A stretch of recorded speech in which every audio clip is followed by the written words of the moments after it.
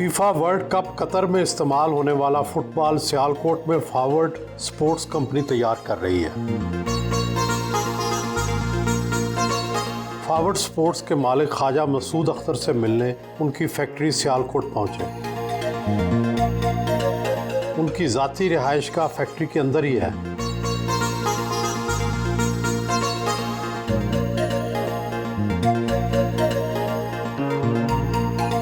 भाई के हमरा इस्तकबाल किया।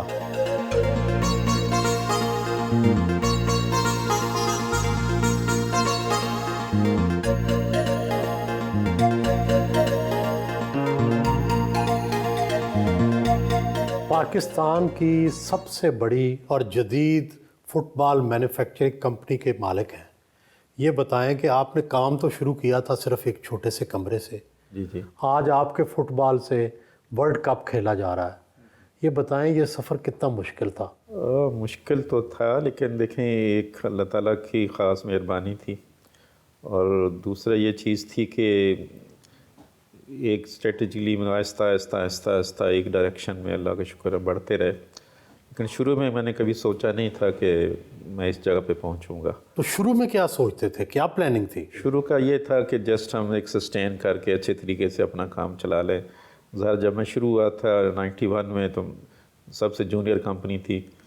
94 में जब मैं एडिडास के पास गया तो सबसे छोटी कंपनी थी।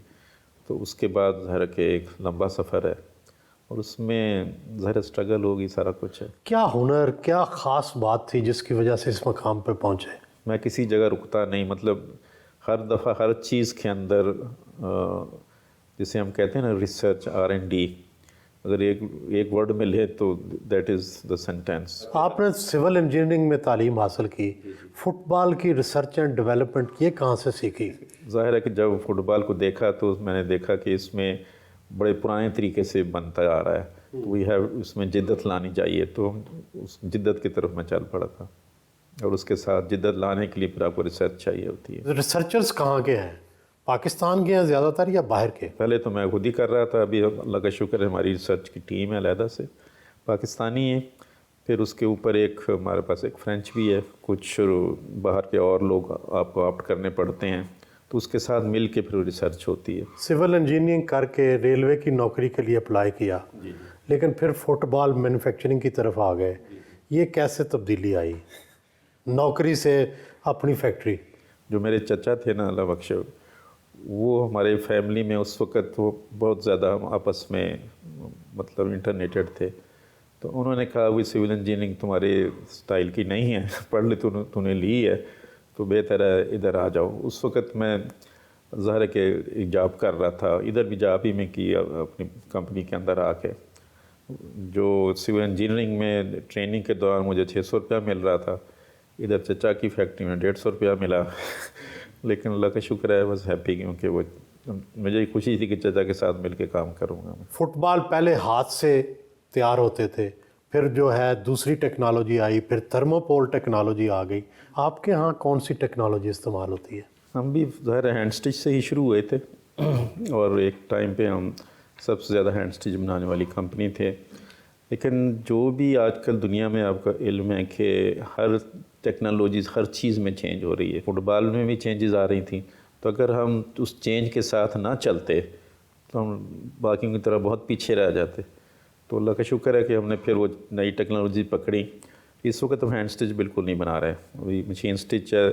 थर्मो बॉन्डेड टेक्नोलॉजी में 2-3 लेयर्स हैं, वो सारी की सारी हम बना रहे हैं। फिर एक नई टेक्नोलॉजी हमने एयरलाइंस लिए हुई है, वो है। स्पोर्ट्स इंडस्ट्री में पाकिस्तान में आपका क्या मकाम है, कितने दर्जे पर हैं आप? स्पोर्ट्स में इस वक्त मैं पूरे सियालकोट में सबसे ज़्यादा एक्सपोर्ट कर रहा हूँ फॉर एनी प्रोडक्ट। दुनिया के बड़े बड़े ब्रांड्स के साथ काम कर चुके हैं, स्पेशली एडिडास के साथ आप हमेशा काम करते हैं। ये बताएं माहाना कितने फुटबॉल तैयार कर लेते हैं? आजकल अल्लाह का शुक्र है हमको तकरीबन डिपेंड करता है 1 मिलियन से लेके 1.7 मिलियन तक हम लोग बाल बना रहे हैं। तो एवरेज तकरीबन 1.3-1.4 मिलियन ये माहाना है? माहाना जी। क्या आप चाइना के मुकाबले में फुटबॉल टेक्नोलॉजी में जीत हासिल कर चुके हैं? अल्लाह का शुक्र है उससे बेहतर हैं जी। चाइना को मात देना तो बड़ा मुश्किल है, आपने ये कैसे दे दी?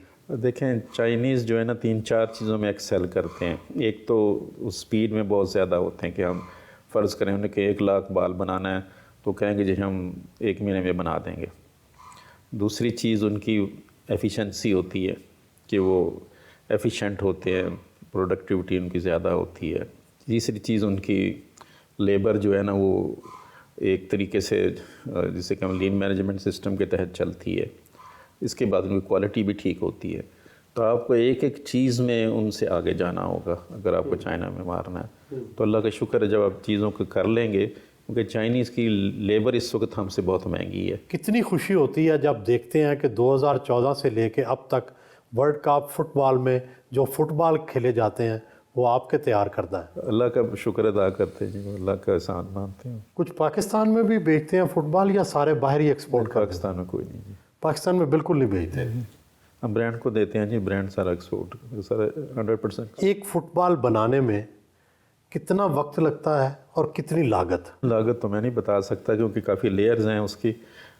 टाइम जो लगता है ना वो एक्चुअली प्रिंटिंग से लेके पैकिंग तक अब चले जाएं और उस तरीके से जाए, मैं 4 घंटे लगने होने चाहिए उसको कंप्लीट ज़ीरो से लेके एक पैकिंग तक। तो एडिडास कितने का बेच रहा है? हाँ, ये आप मार्केट से देखें वो तकरीबन पहले ये 200 यूरो का था, आजकल मेरा ख्याल 180 यूरो का बिक रहा है। आपके पार्टनर एडिडास की तरफ से आप पर कुछ पाबंदियां लागू होती हैं? नहीं, पाबंदियाँ वो ख़ास नहीं होती, सिर्फ मीडिया की तरफ से हमें थोड़े से मसाइल हैं कि हम मीडिया में नहीं जा सकते। उसके बाद पाबंदियाँ नहीं कहते, एक्चुअली जो लेबर लाज हैं, जो कंप्लाइंसेस हैं वो, लेकिन वो जो कंप्लाइंसेस हमें कहते हैं हमारे अच्छे के लिए ही कहते हैं। End of the day they give us good results.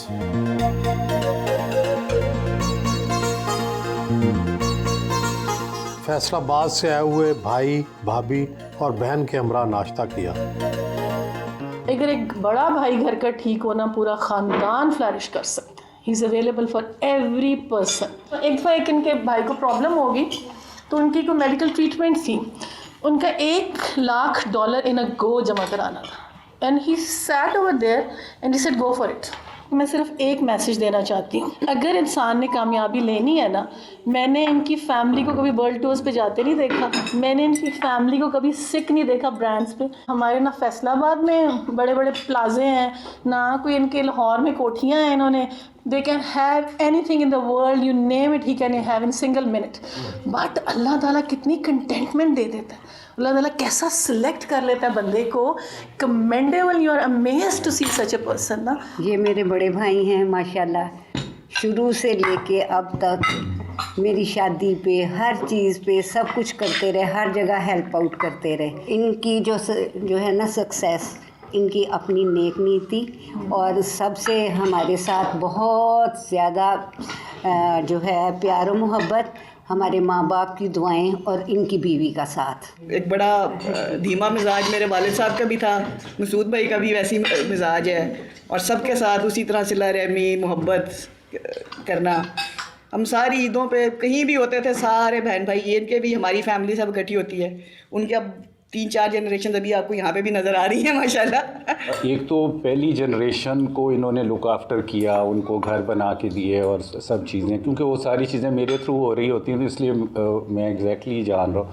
तो अब उनकी भी जो अगली जनरेशन है उसके हवाले से भी वो फ़िक्रमंद हो रहे होते हैं, और उनके लिए भी अभी पिछले दिनों 1-2 प्रोजेक्ट्स के लिए मुझे कहा यार देखो उनका ज़रा मसला हल कर दो ज़रा। बहुत कुछ सीखने को है, और मैं इनके साथ क्योंकि डायरेक्टली भी काम कर रहा हूँ, इनकी जो बॉल की रिक्वायरमेंट का कपड़ा है वो मैं फैसलाबाद से बना के भेजता हूँ।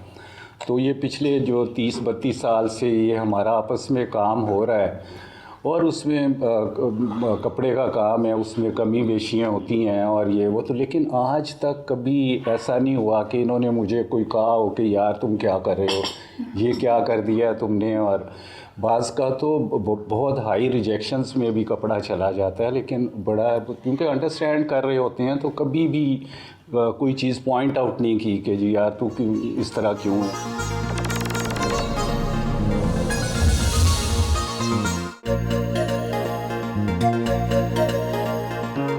बीवी और बच्चों से मिलने आए। मेरी शादी 1978 में हुई थी। बहसियत वालिद और बहसियत शौहर ये अपनी मिसाल आपी हैं। अगर इनको वालिद के तौर पे कहूँ या शौहर के तौर पे, तो एक मैं आपको छोटी सी मिसाल दूँ। हर माँ बच्चे के लिए सरापा दुआई होती है। तो मेरी बच्चियाँ ज़रा बड़ी हुई तो मैं इनके फ्यूचर के लिए दुआ मांगती, और जब मैं दुआ मांगती ना तो मेरे जो वर्ड्स होते वो यही होते कि या अल्लाह ताला, ये मेरी बच्चियाँ बड़ी हो रही हैं तो इन्हें मेरे जैसा साथी देना। लड़ाई किन बातों पर होती है? जहाँ हम बर्तन इकट्ठे हों, खनक तो होती है, लेकिन ये खनक लहसा लम्हा की होती है। हमारे में अल्हम्दुलिल्लाह कभी खड़ाक नहीं हुआ, खनक ही रही। आप बताएं जी, आपने अपने वालिद से क्या सीखा? मैंने अपनी एजुकेशन के बाद जब से प्रोफेशनल लाइफ में मैं आया हूँ तो इनको मैंने एज ए मेंटोर ही इनको लिया है। इन्हीं के जो फुट स्टेप्स है, जिस तरह से इन्होंने डेवलपमेंट को फोकस करते हुए और डिटेल को फोकस करते हुए इन्होंने डेवलप करके जहाँ पे लेके पहुँचे थे, तो आई ट्राइड माई बेस्ट कि उन्हीं फुट स्टेप्स को फॉलो करूँ। वालिद साहब की सबसे अच्छी बात क्या है? ये रिस्क लेने से डरते नहीं हैं। कई दफ़ा इस तरह होता है कि बिज़नेस में डिसीजंस होते हैं जो कि जिसके प्रोज एंड कॉन्स दोनों देख के चलना होता है, और सम टाइम जो है उसको अगर हम एक्टिवली उसको प्रोसीड कर रहे हैं, उसमें हमें काफ़ी हैवी इन्वेस्टमेंट करनी पड़ती है। तो वो रिस्क लेने से नहीं डरते, वो बिल्कुल पूरा कॉन्फिडेंस देते हैं कि भाई आप चलें। तो वो एक बड़ी पॉजिटिव चीज़ है जिससे हमें भी मोटिवेशन मिलती है। आपने कहाँ से तालीम हासिल की? मेरी MSc थी मैकेनिकल मैन्युफैक्चरिंग में, लफबरा यूनिवर्सिटी इंग्लैंड से मैंने की थी। आपने अपने वालिद से क्या चीज़ सीखी जिसको आगे बढ़ाना चाहेंगे? बिज़नेस में काफ़ी स्ट्रेस आते हैं, वैसे डेली लाइफ में भी स्ट्रेस काफ़ी आते हैं, तो उसमें अपने आप को किस तरह से काम रखना और डिसीजन लेना, राइट डिसीजन लेना। आप कहाँ से फारगुत तहसील हुए? इंजीनियरिंग ऑस्ट्रेलिया से की थी मैंने, और अभी मैं बैग्स का जो हमारा फैक्ट्री है उसमें मैं कर रहा हूँ काम। मैंने मास्टर्स किया है college of home economics Lahore से, रिलेटेड आर्ट्स में। मैं इंटीरियर डिज़ाइनिंग में इंटरेस्ट है मेरा ज़्यादा। उसमें भी कॉलेज से लेके स्कूल के बाद शादी हो गई मेरी, उन सब चीज़ों में अब्बू की फुल सपोर्ट। बेटियों का वैसे ही होता है वालिद के साथ बहुत ज़्यादा, तो वो हर चीज़ में सपोर्ट और पॉजिटिव साथ है कि कोई बात होगी तो होता है कि अब्बू को बताऊंगी। एक मेरा वो पेट जुमला है बचपन का। सबसे अच्छी बात अब्बू की क्या है? हर चीज़ में पॉजिटिव अप्रोच है। जैसे शादी के बाद भी कितने आपको मसाइल वगैरह, तो जो भी अब्बू से मशवरा मांगे तो हर बंदे के मुतल्लिक अब्बू पॉजिटिव ही मशवरा देंगे। आपने क्या पढ़ा है? केमिकल इंजीनियरिंग की हुई है मैंने। अब्बू जान जो है उनके बारे में यही कहूँगी मैं, he is a person of his on kind. Challenges पे लेना है तो अब्बू की सपोर्ट जो है वो हमेशा आपके पीछे होगी। और जो एक और जो मुझे ख़ास बात लगती है वो ये कि माशाल्लाह जो अल्लाह ताला का करम है वो उसी बात पे होता है जब आपका अखलाक और आपकी इबादत वो दोनों जो है वो खालिस हों। तो माशाल्लाह अल्लाह का बड़ा एहसान है कि अब्बू में वो दोनों चीज़ें जो हैं वो। आप चच्ची हैं और जापान से हैं, और आप ये बताएं कि ख्वाजा मसूद साहब जो हैं ये कैसे आदमी हैं, कैसे इंसान हैं? Masood is a very, very good man, very good man. Not like quarrel to other people, but also consult with other people's opinion. Very. Kerry Masood bhai is a very good man. He's never cruel to other people and always consults with other people. So he's not like most people she knows.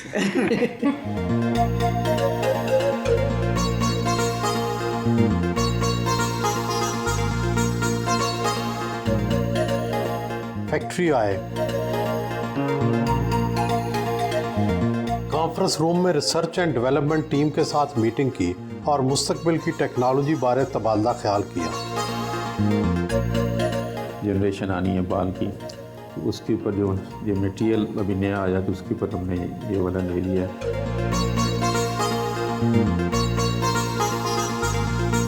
ये हमारा वो बाल था जो हमने 214 world cup में खेला गया। इस ब्राज़ील के अंदर ये वर्ल्ड कप था, इस बाल का नाम था ब्राज़ूका, और ये बहुत खूबसूरत बाल था और माशाल्लाह ये बहुत ज़्यादा कामयाब भी हुआ।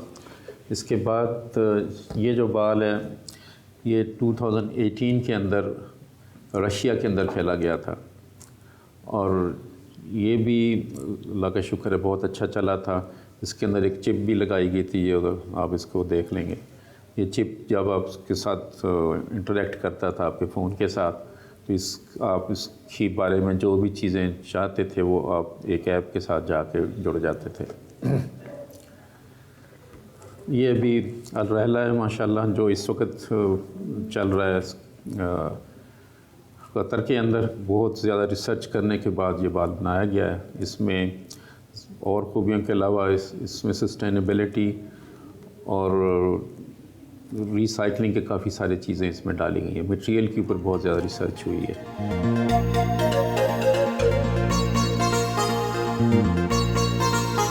ये मुख्तलिफ़ ट्रॉफ़ीज़ हैं जो कि हमें ब्रांड की तरफ से टाइम टू टाइम मिलती रही हैं, जिसके अंदर परफॉर्मेंस अवार्ड्स हैं हमारे मैन्युफैक्चरिंग एक्सीलेंस के, क्वालिटी के, स्पीड का अवार्ड होता है कि मिनिमम लीड टाइम के अंदर हम लोगों ने पूरा साल जो है बेस्ट परफॉर्मर रहे हैं तमाम एडिडास की फैक्ट्रीज़ में। क्वालिटी हमारी सबसे बेहतर रही है, उसके ऊपर हमें अवार्ड मिला हुआ है। फिर मैन्युफैक्चरिंग एक्सीलेंस के हम लोग जो अपनी प्रोडक्शन परफॉर्मेंस है वो उस साल हमारी सबसे बेहतर रही है। उसके अलावा जो हमारे बेस्ट परफॉर्मेंस एक्सपोर्ट के अवार्ड्स हैं वो गवर्नमेंट ऑफ पाकिस्तान की तरफ से हैं, जिसमें FPCCI की जो ट्रॉफ़ीज़ हैं वो हमें 2008 से लेके आज तक अल्हम्दुलिल्लाह हम लोग विन कर रहे हैं। बेस्ट एक्सपोर्ट ट्रॉफ़ीज़ जो हैं वो हमारे पास हैं।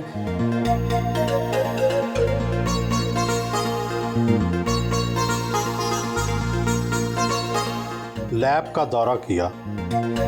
ये वाला इसको हम कहते हैं हाइड्रोलिसिस टेस्ट।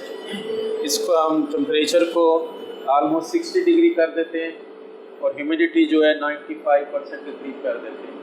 इसके अंदर देखते हैं कि जो फुटबॉल के अंदर हमने मटीरियल यूज़ किए या केमिकल्स यूज़ किए हैं उनमें कुछ चेंजेस तो नहीं आते।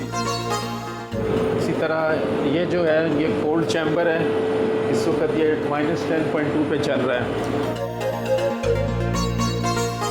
दुनिया की बेस्ट लेबॉर्ट्री है स्पोर्ट्स गुड्स के, स्पेशली फ़ुटबॉल के लिए और बैग्स के लिए। यहाँ पे 90+ टेस्ट अवेलेबल है और ये लेबॉर्ट्री फुली एक्रीडेटेड लेबॉर्ट्री है। ये हम बैग बनाते हैं, इसमें लोड डाल के इसके ऊपर हम 32 किलोमीटर चलाते हैं इसको। अगर इसमें कुछ चेंजेस आनी होगी, कुछ चीज़ टूटनी होगी तो हमें पता चल जाए। ये बैग पैक है जो हम पीछे बांधते हैं। उसको देखते हैं कि अगर बंदा बैग लेके जा रहा है, उसमें वज़न है और उसकी जो सीम्स हैं या बाकी चीज़ें हैं वो कायम रहती हैं कि नहीं रहती। ये फ्लेक्सिस हैं, बाल्टिपा खाता है तो मटेरियल को देखते हैं, ये ऑलमोस्ट 30,000 तक जाता है। इसमें कोई प्रॉब्लम तो नहीं आ रही। ये जो मशीन है ये फुली कंप्यूटराइज्ड है और उसकी सफेरिसिटी चेक करती है। उसके पीछे कंप्यूटर आर्म लगा हुआ है जो कि 4500 रीडिंग्स देता है इसकी गुलाई के ऊपर, राउंडनेस के ऊपर। अगर बाद में ज़रा सी भी कहीं से भी वो टेढ़पन होगा तो हमारे सामने आ जाएगा। ये टेस्ट है कि अगर पानी भी पिच के ऊपर आ गया हुआ है तो फिर बाल पानी तो नहीं चूसेगा। ये इम्पैक्ट टेस्ट है, जब आप हेड करते हैं ना तो आपके सर पे कितनी चोट आएगी।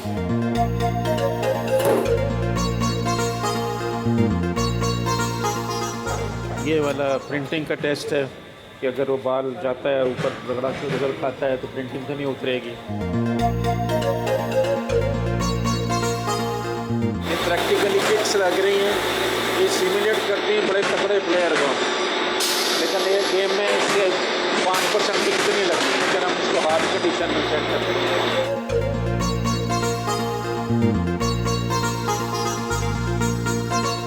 फैक्ट्री के मुख्तलिफ हिस्सों का दौरा किया और फुटबॉल तैयारी के मुख्तलिफ मराइल के बारे में बताया।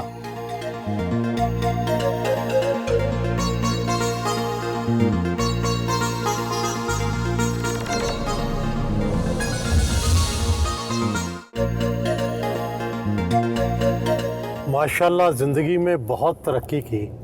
ये बताएं कि माहाना या सालाना कितना कमा लेते हैं, कितने अमीर हैं? हम लोग जो कमा रहे हैं ना ज़्यादातर हम री इन्वेस्ट कर रहे हैं अपनी इंडस्ट्री के अंदर। और पर्सनली मैं कोई इतने ज़्यादा पैसे ड्रा नहीं करता, ना मैं ना मेरे बेटे।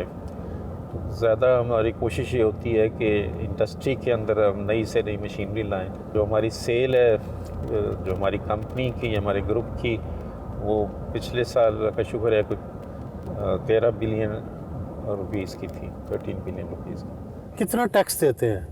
15 या 16 करोड़ रुपया देते हैं। ये बताएं कि ऐसा क्या किया जाए कि पाकिस्तान की जो एनवायरनमेंट है वो बिज़नेस फ्रेंडली हो जाए? क्या रुकावटें हैं और कैसे दूर की जा सकती हैं? बेसिक रुकावटें हैं वो गवर्नमेंट की पॉलिसीज़ हैं, स्पेशली एफबीआर की पॉलिसीज़ हैं। जब तक एफबीआर ये सोचना नहीं छोड़ेगी कि जो बिज़नेसमैन हैं ये टैक्स चोरी करते हैं या चोर हैं, तो वो पॉलिसीज़ इस माइंडसेट के साथ बनाते हैं कि इनको ईज़ ऑफ बिज़नेस नहीं करना, इनको डिफरेंट जगह से सीज़ करना है, इनको रोकना है। वैसे जब बाहर से आते हैं हमारी पेमेंट तो पहले टैक्स कटता है, इसके बाद हमें क्रेडिट होती है। वो माइंडसेट जो है ना, बेसिकली वो प्रॉब्लम है।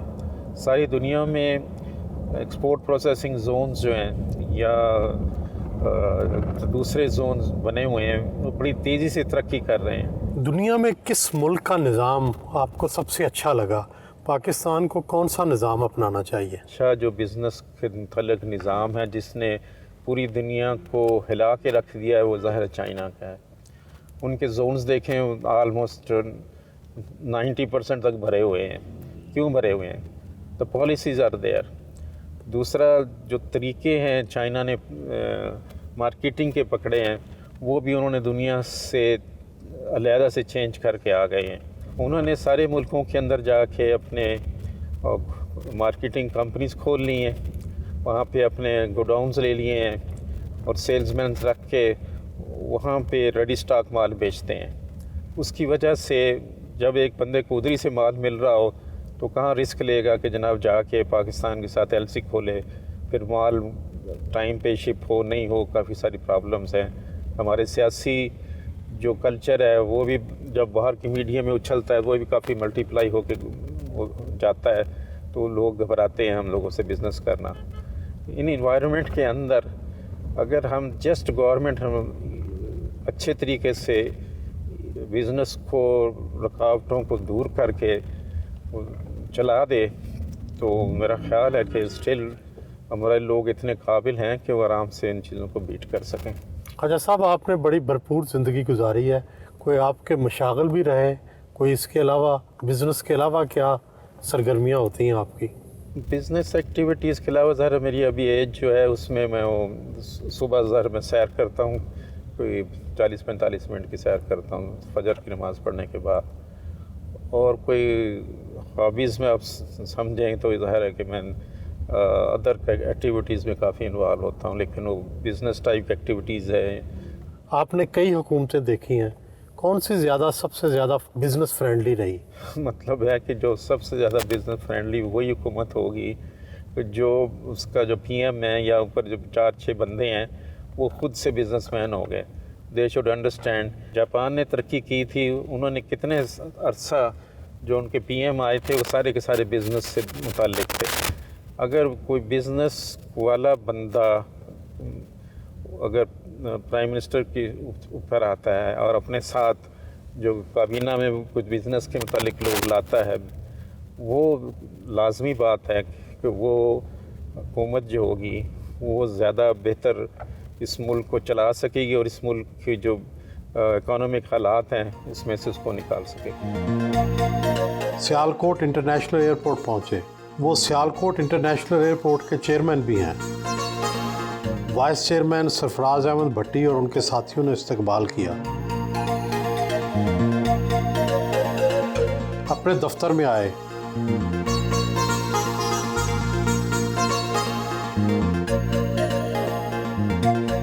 आप आजकल सियालकोट इंटरनेशनल के चेयरमैन भी हैं, जो सियालकोट इंटरनेशनल एयरपोर्ट चलाता है। ये फरमाइए कि ये एयरपोर्ट वाहिद एयरपोर्ट है जो प्राइवेट है, और ये क्या मुनाफा बख्श है और बाकी क्यों नहीं मुनाफा बख्श? बड़ा सिंपल सी बात है जी, हम बिजनेसमैन हैं और एयरपोर्ट एक बिजनेसमैन प्राइवेट एंटिटी के तौर पे चल रहा है। जिस तरह बिज़नेस हम लोग चलाते हैं तो अल्लाह का शुक्र है हाईएस्ट प्रॉफिट में है और बाकी आपको पता ही है कि वो आलमोस्ट किसी को प्रॉफिट है अभी तो मामूली सा प्रॉफिट है। तो ये शो करता है कि अगर आप कोई भी इदारा गवर्नमेंट के तरीके से चलाएंगे और ब्यूरोक्रेटिक हर्डल्स जिसमें बहुत ज़्यादा आएंगी तो वहाँ पे वो स्पीड नहीं बनेगी और उसकी वजह से आपका प्रॉफिट में जाना भी बड़ा मुश्किल है। ये अदारा अल्लाह का शुक्र है ना सिर्फ प्रॉफिट में है बल्कि बहुत अच्छे प्रॉफिट में है। कितना प्रॉफिट है सालाना? माशाल्लाह जी, अल्लाह के फजल से तकरीबन 1.38 बिलियन रुपीस। और कितना टैक्स देते हैं? तो वो भी तकरीबन 1 बिलियन के करीब है। कितने जहाज़ आते हैं, कितनी ट्रैफिक है, क्या तसल्ली बख्श है या आप इसको और को इम्प्रूव करना चाहते हैं? हम इसको बहुत इम्प्रूव करना चाहते हैं। उसकी जो रुकावट जो है ना ब्यूरोक्रेसी है जो कि इधर बैठी हुई इस्लामाबाद में, तो हमने काफ़ी एयरलाइंस ने अप्लाई भी किया हुआ है गवर्नमेंट को कि हम सियालकोट जाना चाह रहे हैं। अब कितनी एयरलाइंस आ रही हैं? 7 एयरलाइंस हैं, सारी इंटरनेशनल है। जी भट्टी साहब, ये फरमाइए कि सियालकोट इंटरनेशनल जो है एयरपोर्ट कैसा जा रहा है? ख्वाजा साहब की क्या खिदमात है इस हवाले से? हम अभी तक हमारी टीम ने हिस्ट्री का हाईएस्ट प्रॉफिट कमाया है लास्ट ईयर। तो ख्वाजा साहब के साथ मेरी खुशकिस्मती है कि मैं एक बड़ी अच्छी एक ख्वाजा साहब एक यूनिवर्सिटी है, मैं इनसे बहुत कुछ सीख रहा हूँ। हर चीज़ हम मुशावरत से करते हैं। तो ज़बरदस्त एक टीम के साथ जो है ना हम टीम वर्क है, हमारे CEO साहब, हमारे दूसरे APM साहब, सारी टीम जो है ना एक अच्छे तरीके से चल रही है।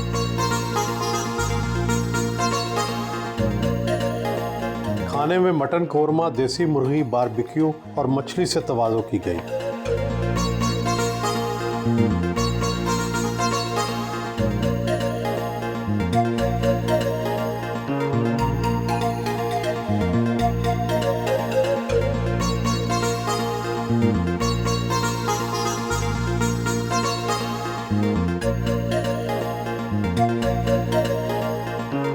एयरपोर्ट का दौरा करने अंदर आए। बोर्डिंग, इमिग्रेशन काउंटर और दीगर हिस्सों का मुआयना किया।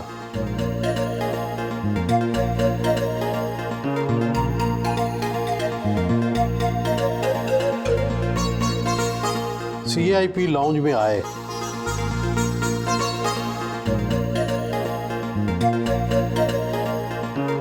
हमारे यहाँ पे सियालकोट इंटरनेशनल एयरपोर्ट पे पर वीक 61 फ़्लाइट्स ऑपरेट करती हैं जी, और उसमें कतर एयरवेज़ और एमिरेट एयरलाइन, गल्फ एयर, सलाम एयर और इसके अलावा PIA ये ऑपरेट करती हैं। 61 फ़्लाइट्स पर वीक हैं और तकरीबन मोर देन 85% सीट ऑक्यूपेंसी होती है यहाँ पे।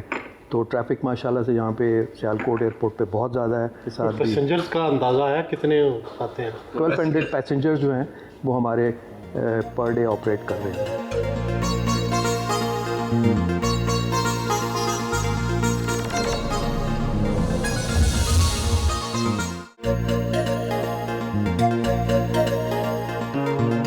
सियालकोट कैंट में अपने करीबी अजीज़ डॉक्टर नोमान के घर आए।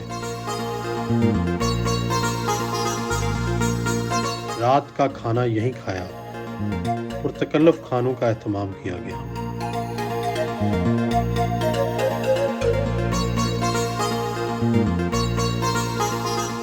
एक ज़माने में स्पोर्ट्स और कालीन की जो फैक्ट्रियां हैं इन पर चाइल्ड लेबर का इल्ज़ाम लगा था और बहुत हमारी बरामदात बहुत कम हो गई थी। ये इल्ज़ाम धुल गया है या अभी बाकी है? देखिए, पहले जो इल्ज़ाम लगा था मेरे ख़्याल में वो काफ़ी हद तक सही नहीं था, स्पेशली फ़ुटबॉल के ऊपर। उन दिनों हैंड स्टिच का बाल बनता था और हैंड स्टिच के बाद जब आप स्टिच करते हैं ना अच्छा वाला बाल, तो you need a very strong strength.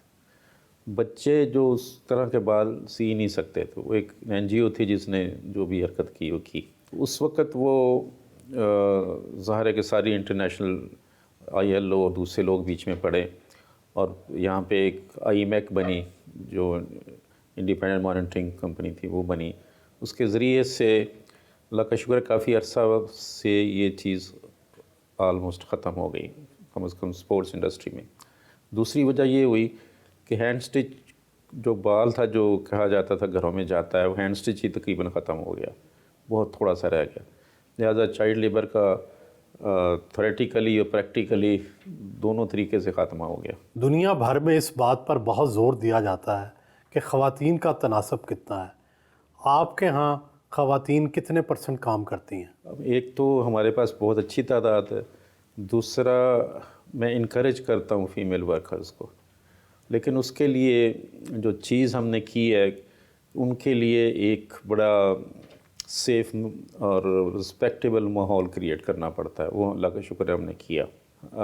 जब हमने पहला बैच रखा था उसी वक्त हमने एक लॉ बनाया था अपना इंटरनली कि अगर कोई बच्ची किसी के बारे में किसी तरह की शिकायत करती है तो उसकी इंक्वायरी कोई नहीं होगी, वो देर एंड देन वो बंदा फायर हो जाएगा।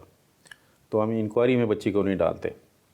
उससे फिर एक डेटरेंट ऐसा क्रिएट हुआ कि पिछले अगले 2-3 साल थोड़ा बहुत हुआ, अभी मेरा ख्याल है अब इस चीज़ को 8-10 साल हो गए हैं, ज़्यादा से ज़्यादा 20 या 22 बंदे फायर हुए हैं और इवन HR मैनेजर तक भी फायर हुआ है। अगर आप वर्ल्ड कप की जो लाइन देखें जिस पे ये माशाल्लाह तीनों वर्ल्ड कप बने हैं, उसमें 90% बच्चियाँ लड़कियाँ थीं और पाकिस्तान की लड़कियाँ बहुत हुनरमंद है। कुल मुलाजमीन की तादाद कितनी है और उसमें औरतें कितनी हैं? इस वक्त जो स्पोर्ट्स है ना वो तकरीबन 4,500 है, उसके अंदर तकरीबन 15 या 1600 बच्चियाँ होंगी। फुटबॉल के अलावा स्पोर्ट्स की दूसरी तरफ भी आप तवज्जो दे रहे हैं, उसकी एक्सपोर्ट में भी काफ़ी कमी आई है। फ़िलहाल मैं सिर्फ फुटबॉल के ऊपर हूँ और बैग्स के ऊपर हूँ, क्योंकि एक चीज़ में हमने एक्सेल किया और अल्लाह का शुक्र है कि वी बिकेम नंबर 1। पाकिस्तान के सियासी निज़ाम से क्या आप मुतमिन हैं? क्या आप पाकिस्तान के दस्तूर को काफ़ी समझते हैं या इसके अंदर तब्दीली होनी चाहिए? मेरा ख्याल है कि कॉन्स्टिट्यूशन इज़ ओके, उसमें कुछ है नहीं, लेकिन again I am not expert. असल होता है कि उसके ऊपर आप अमल कैसे करते हैं। अभी आप देखते हैं वो बाज़ार से आए हैं, सबको पता है कि ट्रैफिक में बुरे हालात हैं, तो आप देखेंगे किधर है कोई सफाई वाला कोई ट्रैफिक गार्डन आपको नज़र नहीं आ रहा होता, होगा तो कोई नुक्कर लगा होगा, तो ला तो मौजूद है ना, गवर्नमेंट ने बंदा भी दिया हुआ है तो काम नहीं कर रहा। तो ये सिचुएशन है कि लॉ मौजूद है, कॉन्स्टिट्यूशन तो उससे भी ऊपर की चीज़ है। यहाँ पे जिससे हम कहते हैं लॉ लेसनेस बहुत ज़्यादा हो गई हुई है और हर एक के पास बहाना है कोई ना कोई कानून तोड़ने का। आपका मज़हब से लगाव कितना है? कितनी उम्रें, कितने हज कर चुके हैं? मैं समझता हूँ सबसे पहले मैं इंसान हूँ, इसके बाद मैं मुसलमान हूँ, इसके बाद मैं पाकिस्तानी हूँ, इसके बाद मैं बिज़नेसमैन हूँ। मैं इसी तरीके पे चलता हूँ। जो दीन में ये जो मतलब मैं फनेटिक नहीं उस तरफ नहीं जाता, जो बेसिक चीज़ें हैं उसमें पूरी कोशिश करता हूँ अमल करूँ, प्रैक्टिकली अमल करूँ। जैसे सूद है, इसकी तरफ मैं नहीं जाता। कितनी सारी चीज़ें हैं जो कि बेसिक्स हैं और जिस पे बंदे को अमल करना चाहिए, तो वो तकरीबन मैं कोशिश करता हूँ कि सारी की सारी करूँ। कितने उम्रे किए, कितने हज किए? हज तो मैंने 2 किए, उम्रे में पता नहीं, मेरे ख्याल 100 किए होंगे, मुझे नहीं पता, काफ़ी किए। काफ़ी अर्सा पहले हमने अपनी फैक्ट्री में काम किया था कि जितने भी बॉल प्रोड्यूस होकर एक्सपोर्ट हो जाएं, हम हर बाल के ऊपर एक सर्टेन अमाउंट का सदका देते हैं। इसी तरह जो हमारा बैग प्रोड्यूस होता है उसके ऊपर एक सर्टेन अमाउंट का सदका निकालते हैं। ये सदका किसको जाता है? सदका बहुत ही गरीब लोगों को जाता है, हमने सिस्टम बनाया है उसके थ्रू जाता है। आपको कोई म्यूज़िक से दिलचस्पी है, फिल्मों से कोई दिलचस्पी है? कभी कोई फिल्म नहीं देखी? बहुत बचपन में कुछ थोड़ी बहुत देखी होंगी, मेरे जेल में कुछ नहीं है इस बारे में। गाना भी नहीं सुनते? नहीं, गाना नहीं सुनते। कभी कभी ये बुल्ले शाह की कोई चीज़ सुन ली, अदरवाइज कुछ नहीं। ड्रेस तो आप अंग्रेज़ी पहनते हैं, क्या पाकिस्तानी ड्रेस पसंद नहीं? बेसिकली पाकिस्तानी अच्छा लगता है, लेकिन बीइंग ए चेयरमैन मुझे थोड़ा बहुत करना पड़ता है ना इस चीज़ों में, लेकिन पाकिस्तानी ड्रेस बहुत अच्छा है।